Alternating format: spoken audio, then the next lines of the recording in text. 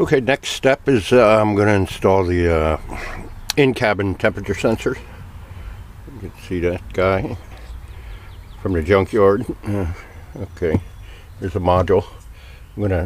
So first, if you install the panel, and then AlfaODB with your little thingy there, program it, and then we got to install this.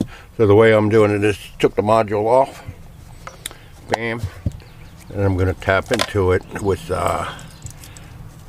tap into the lines just like that, using these little T-taps. Yeah, T-tap. You've seen them before.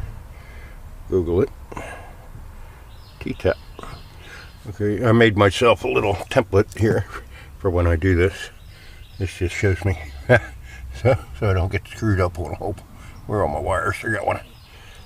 If you can see that. That's that. And then we'll see how this works. Okay, little glitch. As you can see here, I have it labeled circuit G36, G37, and then there's two more pins, G139 and G39. G39 and G139 are for the temperature, for the sun sensor. Because the sun sensor has, on our cars, only has 2 prongs, but a full sun sensor has 4 prongs. So anyway, this is not pinned. Our harnesses on the Pursuits anyway, I need these 2 down here.